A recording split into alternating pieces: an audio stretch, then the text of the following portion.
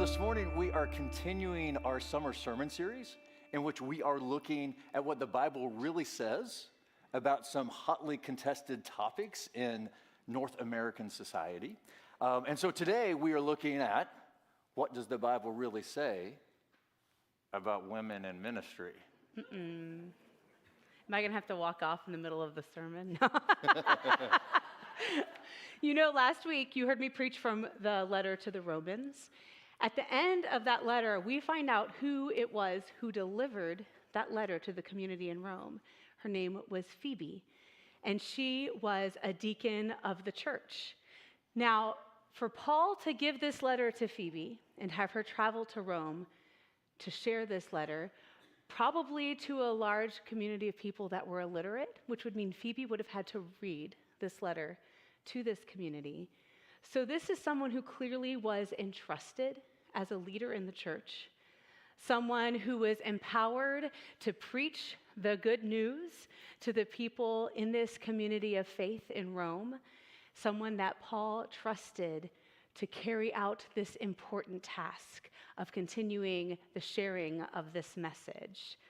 She was a minister in every sense of the word. So this morning we're going to be looking at a few footnotes that appear in the Bible. Now, these were not like in the original Greek, parts of the Bible, but they're footnotes that appear because sometimes translations are difficult. And sometimes translations reflect the viewpoints of those who are doing the translating. Translating is an interpretive act. So whenever you take a Greek text, if you're interpreting the New Testament, or if you're interpreting the Old Testament, Hebrew Bible, you would be interpreting the Hebrew language into a different language. So when you are translating, you're interpreting. You're making decisions about what is being said and what is not being said, what is being expressed here.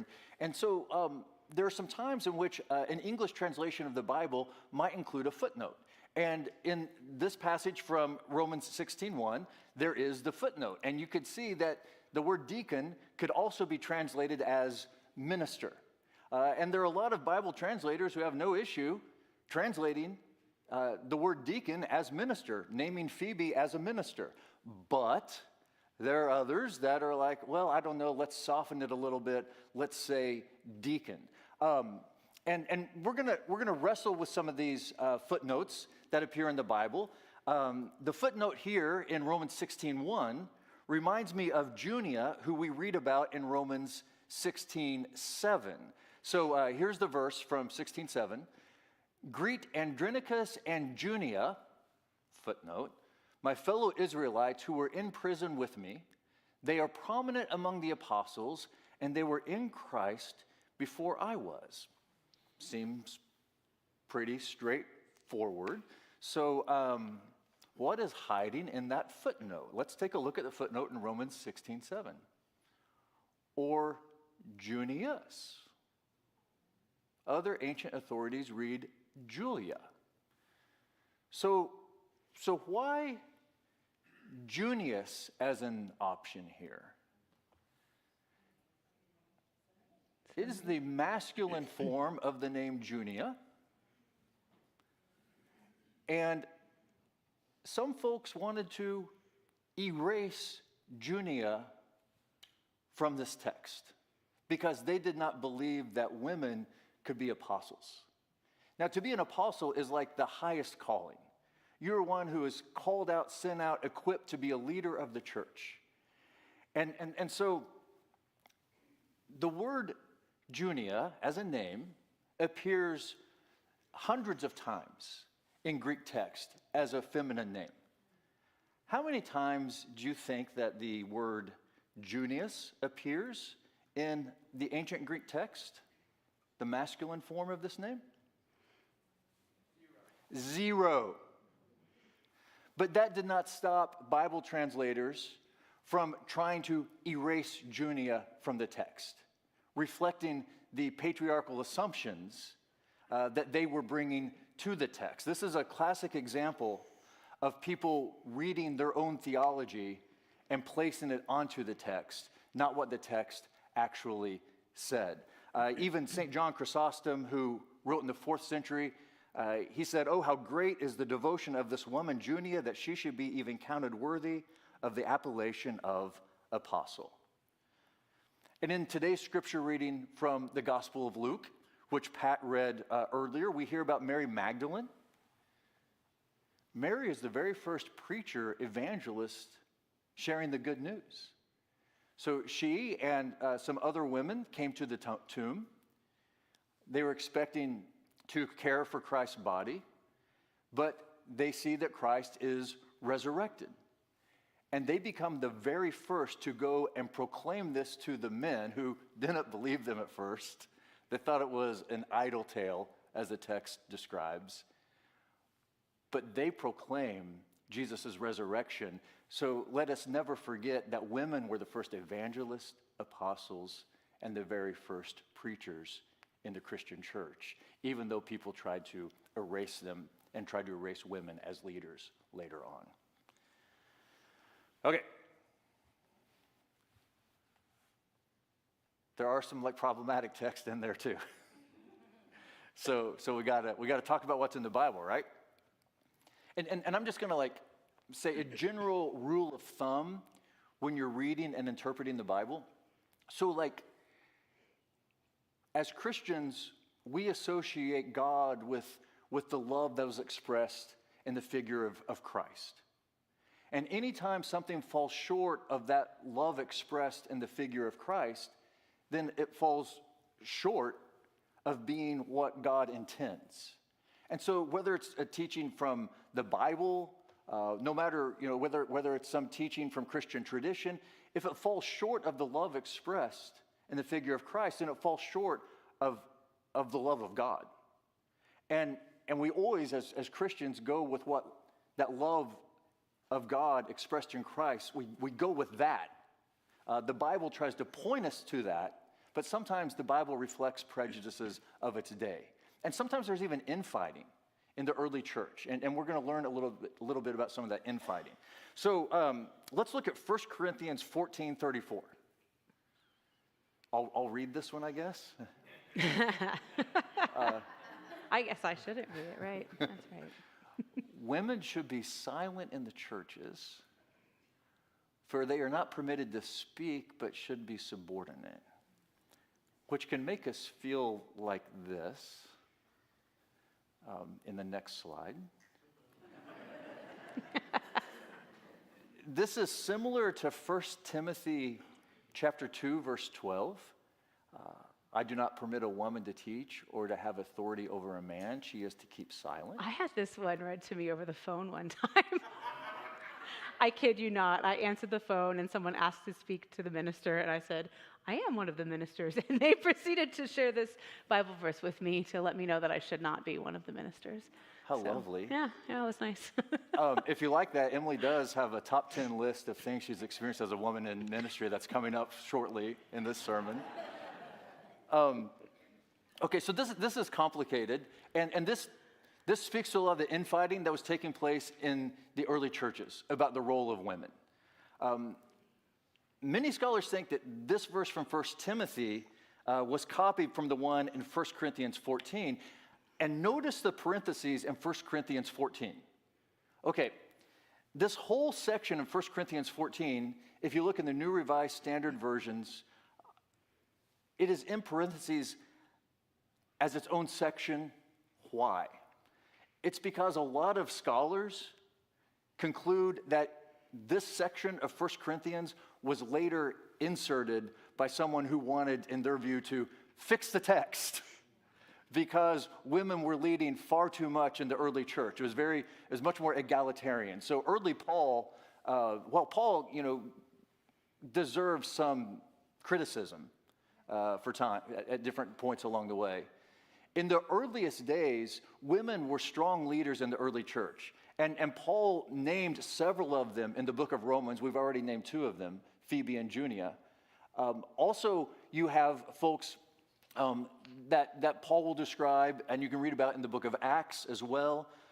But you have, within the context of the early church, women who are leading. Remember, Paul wrote in the book of Galatians that in communities of Christ, There was no longer slave or free, Jew or Gentile, or male or female, all are one. Those hierarchies break down. We've talked about that. That was not a message always received well. So some folks wrote later on in the name of Paul to insert some things in ways they wanted to like push back on that early egalitarianism. And so they read some of so they took their patriarchal kinds of assumptions and tried to put that into the text. So this leads preeminent New Testament scholar John Dominic Crossan to say, 1 Corinthians 14:33b through verse 36, that's the parentheses part, it's a post-pseudo and anti-Pauline insertion in an authentic Pauline letter. Now, I know it's weird to say that, like, some people would write in the name of Paul. Like, that would feel like if I was to write a letter and claim it was not my own, like, I'm going to write in the name of Emily, it would feel like plagiarism. But in the ancient world, people would write in the names of those they revered, kind of as like an act of honor. A sign of honor, yeah. Yeah. And in the earliest church, women were strong leaders, but as the church developed, there became a lot of pushback about that. And 1 Timothy was written a generation or more after Paul. It's one of the latest books that was written in the New Testament. And these words from 1 Timothy would not appear if women were not already leading. They appear precisely because women are leading and folks don't like it. That's why the words appear.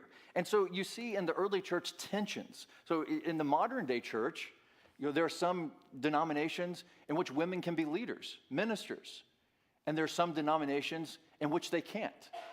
That tension we experience today was also being expressed in the early church, and we can read about it in the Bible itself. Okay, so I tried to create this next image on my own, but I needed some help.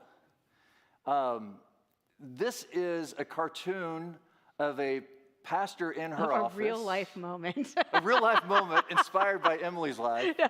And so many other women in ministry. And the man is at this pastor's office, and the pastor, she's behind her desk, and the man is saying, "Could you tell me where I could find the pastor?" So, Emily, could you tell us a little bit about your experiences as a woman in ministry? Okay. I've got my top 10 sexist moments in Emily's time in ministry. I was trying to decide how I should rank them. So I'm going to rank them in the order of the ones that ignited the biggest feelings in me. Because some of them, I can talk about them and they don't really make my blood pressure rise. But there are a few on here that still make me real mad. So anyway, we're going to go from 10 to 1.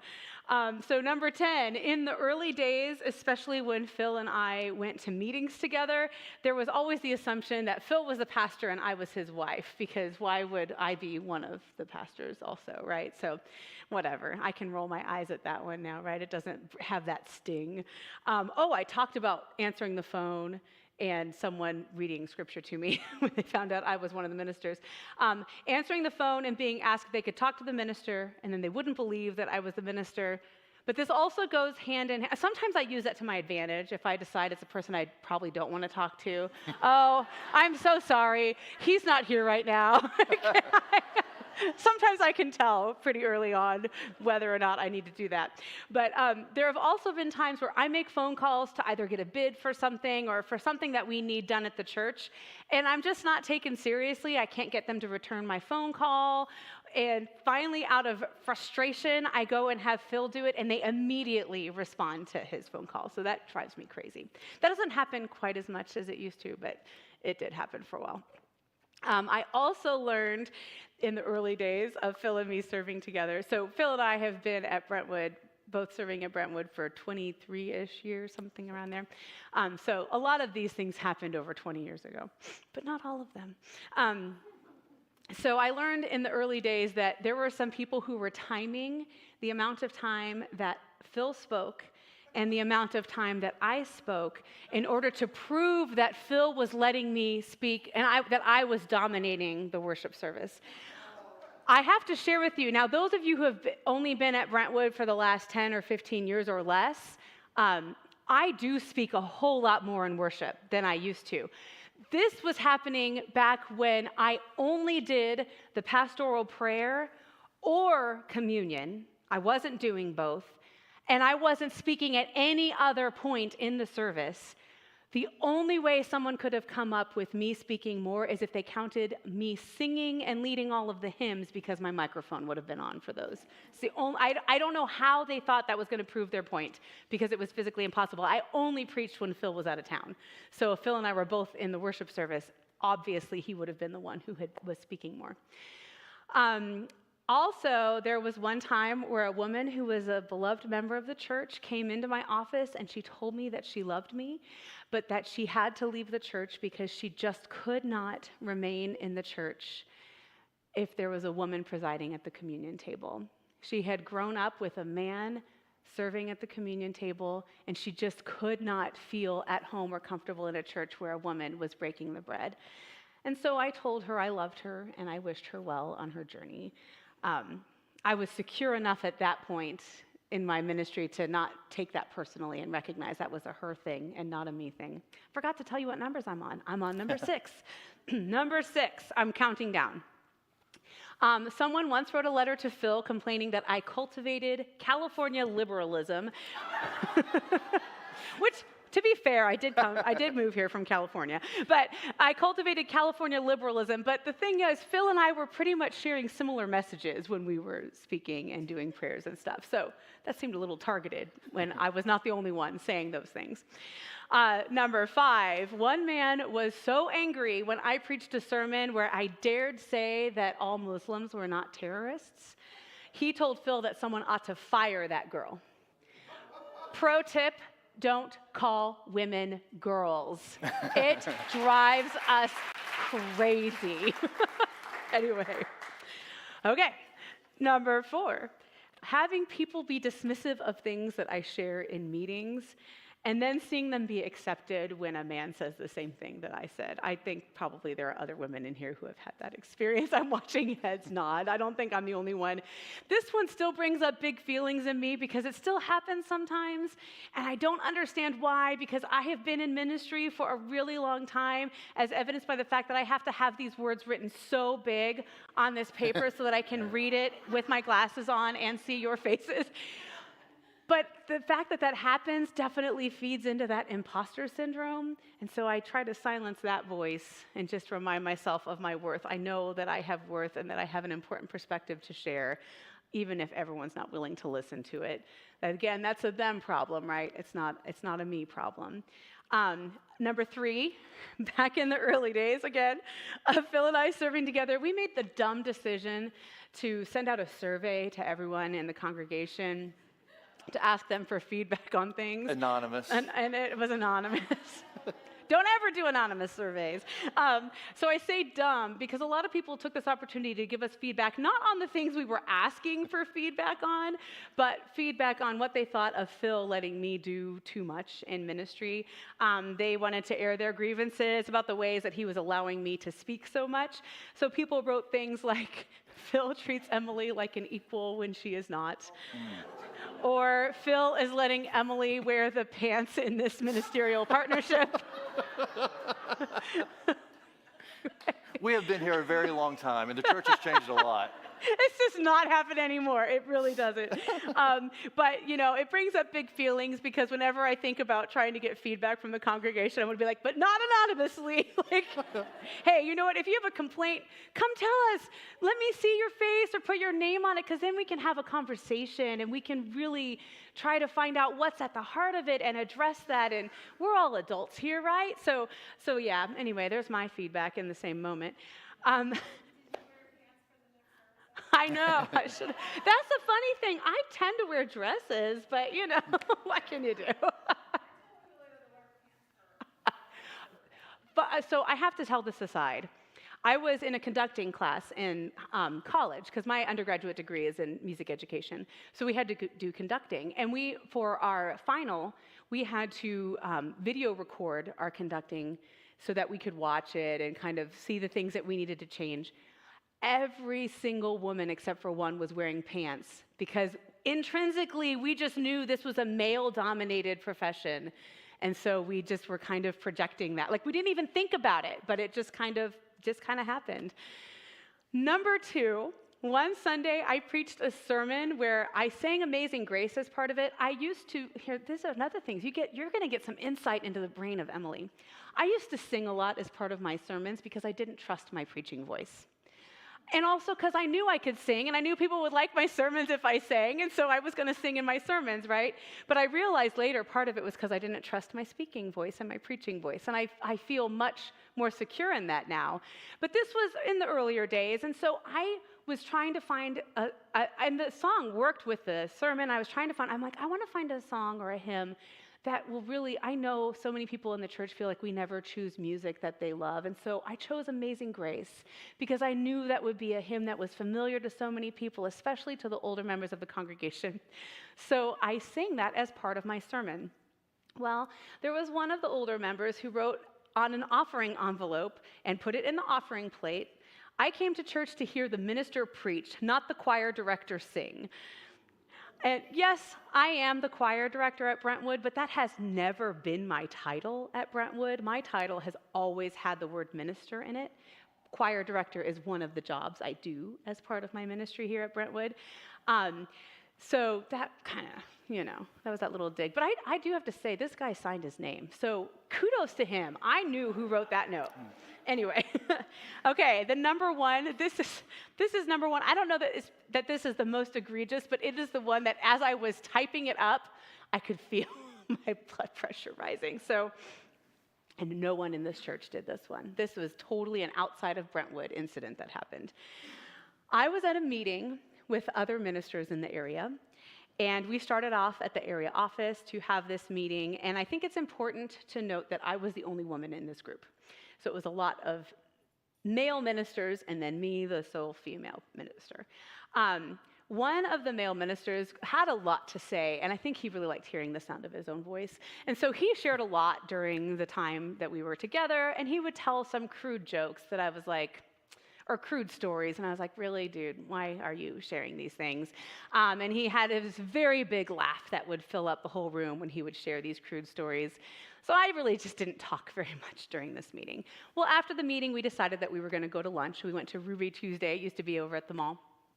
I don't know what direction the mall is when I'm inside a building. I know what direction it is when I'm outside. So I know I pointed the wrong way as soon as I did it. You all know where the mall is. Wherever the mall is, that's where we were. So we were at Ruby Tuesdays. They used to have this great salad bar. Most of the people in our group got the salad bar, but 3 of us did not. And so we remained in the booth. We were in one of those six-seater booths, so 3 on one side, 3 on the other, and I'm sitting against the wall. That's important for later in the story. So I'm sitting in this booth, and one of the men, who I think it's important for me to lift up, the man who said this following thing to me. He noticed that I hadn't spoken very much. So he wanted to give me a chance to share, and he figured everyone else was gone, so he wanted to find out how I was feeling about ministry at Brentwood and how things were going. And I think it's important for me to lift up that he was one of the more conservative ministers in our group. But he noticed I hadn't been speaking, and he wanted me to speak. So he asked me about ministry, and I had some stories to share. So I was very animatedly sharing about some of my experiences that I'd had. The rest of the group came, and then one of them, the person who feels really sure of his own voice and making sure that everyone hears him, just kind of leaned over and said, "Oh, can you pass the salt?" And I was like, "Oh, yeah, sure." So I hand him the salt, and I start to go back into my story. He then interrupts me again and says, "Sorry, I really hated to interrupt, but I just seemed like it was going to be a long story, and so I wanted to get in there that I needed the salt." And I was like, "Okay." And so then I went back to my story because I was still sharing. And then he interrupted me again and said, "Yeah, I was waiting for a breath, but when it seemed like I wasn't going to get one, I figured I just needed to interrupt you right there." Message received. I was young at the time. I stopped speaking. I didn't talk anymore in that meeting, and I wanted to leave so badly, but I couldn't because I was against the wall in that stupid booth, sitting next to this stupid man. Sorry, I shouldn't call him stupid, but anyway, and so I was trapped in between the wall and this braggadocious man who, I have to say, prided himself on being really progressive. And I'm sure he preached sermons about women in leadership in the Bible and celebrated women in ministry, but he sure didn't know how to treat women in ministry as though they had dignity and worth equal to his own. And so that would be my number one most sexist moment that I experienced in ministry. I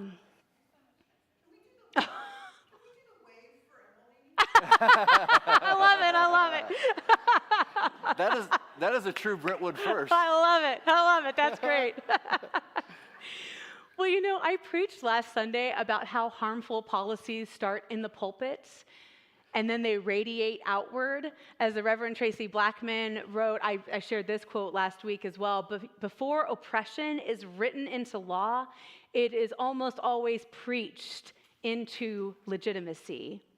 And so one of the reasons we're addressing women in ministry at the time that we are is because last month the Southern Baptist Convention voted to ban any churches that have women serving as ministers from being part of the convention, right? So they cannot have any churches as part of their denomination that have women in ministry leadership positions. That doesn't just affect women in the Southern Baptist Convention. It radiates outward. It affects how people then treat women in other places of work. Diminishing women in the church lays groundwork for diminishing women in other parts of society as well. Just ask Pete Hegseth's minister, Doug Wilson. He thinks we should abolish the 19th Amendment, which is the amendment that gives women the right to vote. I think about movements like trad wives, and I don't want to diminish women who choose that their work be the work of caring for their children, of raising their children, of doing all of the work that keeps a household going, because that takes a lot of work. I'm not diminishing that at all. But to lift that up as the only example of how a woman can be a good, loving, and healthy contributor to her home just seems like a really unfair thing to do. But we're watching that happen in different segments of our society right now, setting it up so that that will become the only acceptable. I hope it won't become, but it feels like there are moves being put in place, making things like childcare further and further out of reach for people, for women who work outside of the home and maybe need help with childcare. So there are a lot of things that are happening policy-wise that are alarming and are radiating out from some of these moves that we see happening in churches and from the heads of some denominations and from the pulpits of some churches. Theological sexism harms all of us. I want to draw like a line between the desire to silence women and the patriarchy that goes with that, to also slavery and toxic masculinity. There's a quote from Pastor Ben Kramer I want to share. He writes, "I will always find it so ironic how Christian nationalists advocate such a hyper-masculine, muscular, aggressive, and all-powerful God, but that God can't even succeed if women have the right to vote. Quite frankly, that is such a supremely weak, insufferable, petty, and misogynistic God who has obviously been invented by supremely weak, insufferable, petty, and misogynistic men."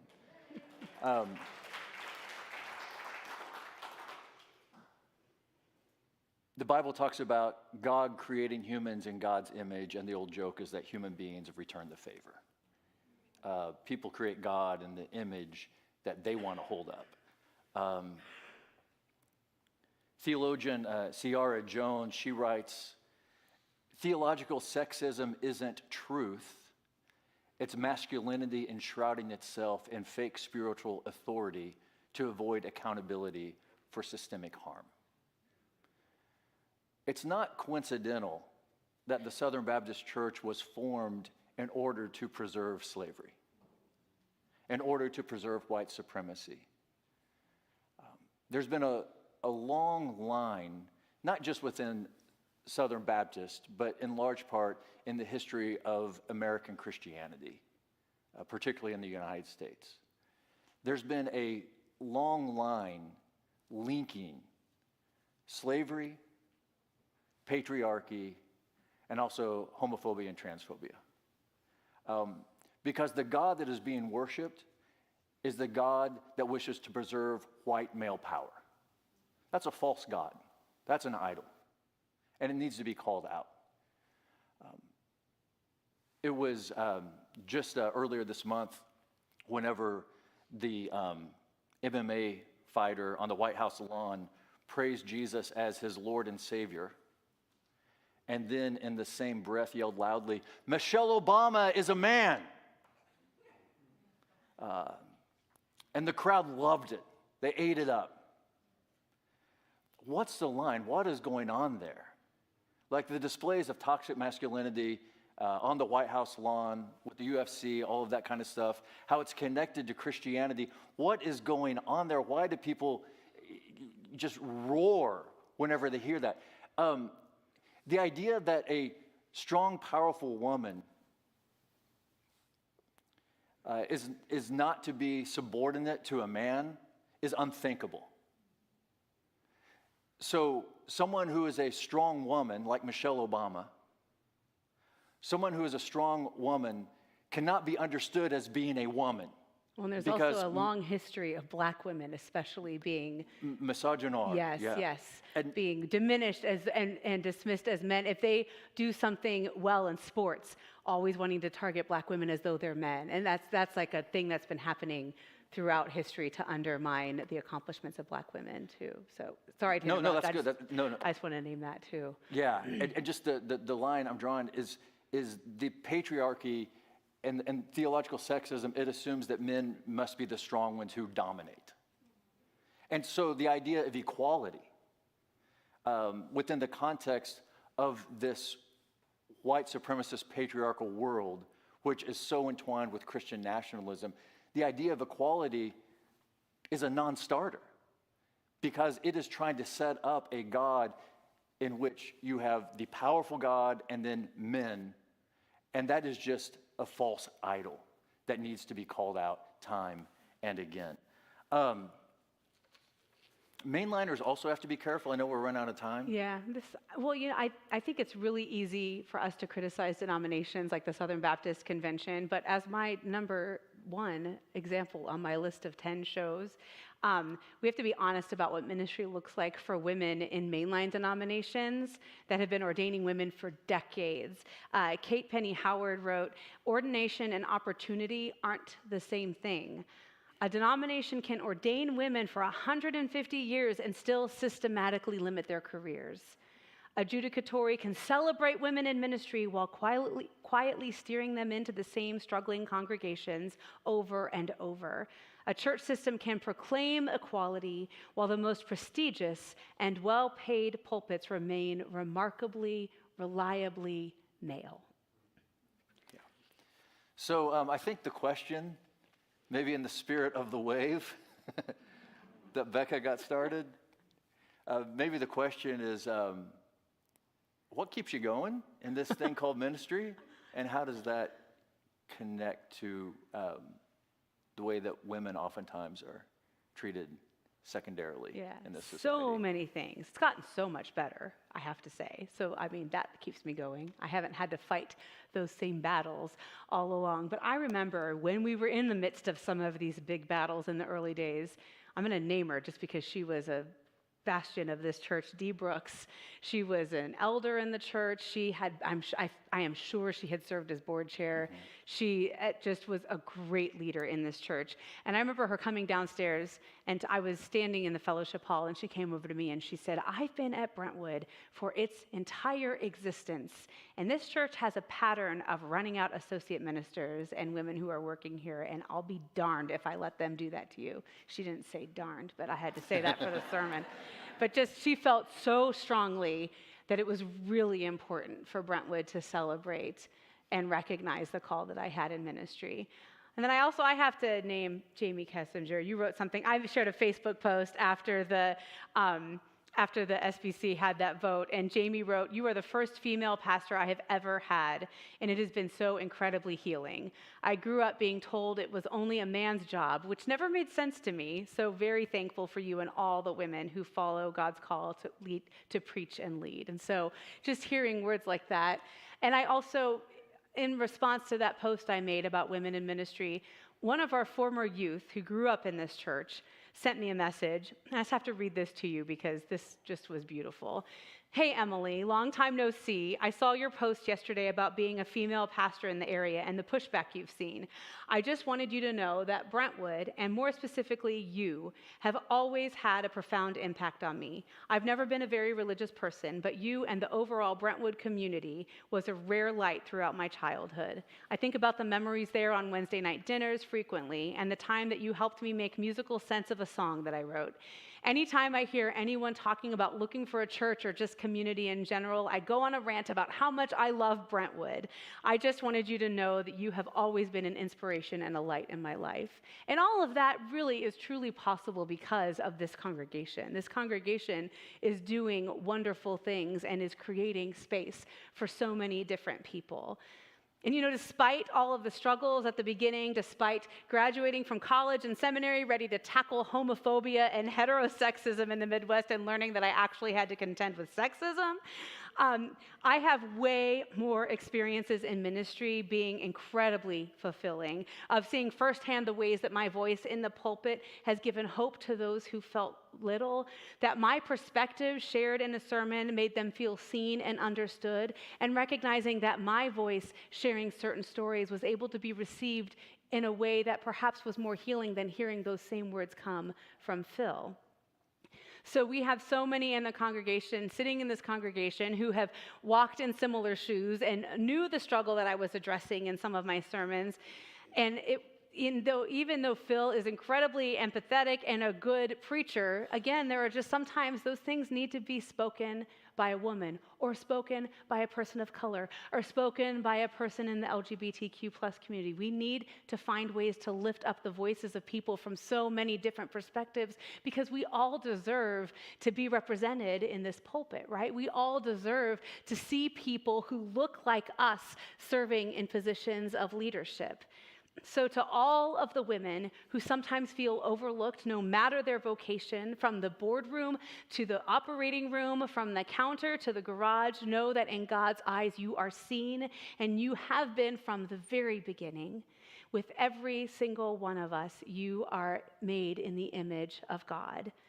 And while there are times that Christians have tried to erase women from history, we are still here, standing on the shoulders of Miriam, who led her people singing as they found their way to freedom, of Deborah, a woman who was a prophet and a judge among a sea of men, Ruth, who found a way through a patriarchal system to survive as a widow and make her own way to become an ancestor of kings, Esther, who used her power to save her people from the murderous impulses of Haman, Mary, the mother of Jesus, who recognized her role in nurturing the one who would turn the world upside down, Mary Magdalene, who preached the good news of Christ's resurrection, Phoebe, the deacon and minister entrusted with sharing the good news, Junia, an apostle of the church that history tried to erase. We are standing on their shoulders and on the shoulders of so many more.